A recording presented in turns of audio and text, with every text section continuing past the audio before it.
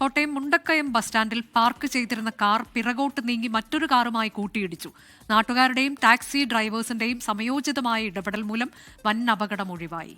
ദൃശ്യം കാണാം.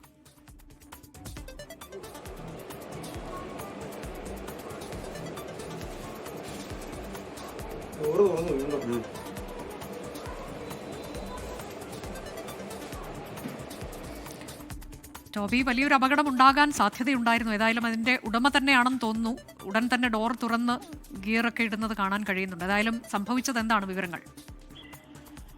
അനുജ, തീർച്ചയായിട്ടും വലിയൊരു അപകടം ഉണ്ടാക്കേണ്ടതായിരുന്നു. കാരണം തിരക്കുള്ള ഒരു ടൗൺ ആണ് ഈ മുണ്ടക്കയം ടൗൺ. ആ ബസ് സ്റ്റാൻഡിന് സമീപത്ത് നിന്നാണ് ഈ വാഹനം പിന്നോട്ട്, വാഗണർ കാറാണ് അത്, പിന്നോട്ട് ഉരുണ്ട് വന്ന് മറ്റൊരു വണ്ടിയിൽ ഇടിക്കുന്ന കാഴ്ചയാണ് നമുക്ക് കാണാൻ സാധിക്കുന്നത്. ആ വാഹനം ഒരു കാറാണ്. ആ കാറിൽ ഇടിച്ച് അതോടൊപ്പം തന്നെ തൊട്ട് മുന്നിലുണ്ടായിരുന്ന ഒരു ഓട്ടോയിൽ ഇടിച്ചാണ് നിന്നത്. എന്തായാലും ആ സമീപത്തുണ്ടായിരുന്ന ഓട്ടോ ഡ്രൈവർമാരും അവിടെ ഉണ്ടായിരുന്ന മറ്റാളുകളും എല്ലാം ഓടി വന്നാണ് ആ വാഹനം പിടിച്ചു നിർത്തിയത്.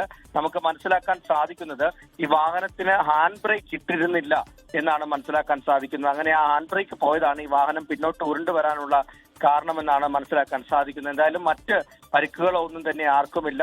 ഭാഗ്യം കൊണ്ട് മറ്റ് വലിയ സംഭവങ്ങളിലോട്ടൊന്നും അപകടത്തിലോട്ടൊന്നും ഇത് പോയിട്ടുമില്ല. അനുജ, ശരി. കോട്ടയത്ത് മുണ്ടക്കയത്താണ് ഈ സംഭവം. കാർ പിന്നോട്ട് നീങ്ങി അപകടം. എന്നാൽ വലിയ അപകടം ഉണ്ടാകുന്നതിന് മുൻപ് തന്നെ ഓട്ടോ ഡ്രൈവേഴ്സ് ഉൾപ്പെടെയുള്ളവർ സമയോചിതമായി ഇടപെട്ടു.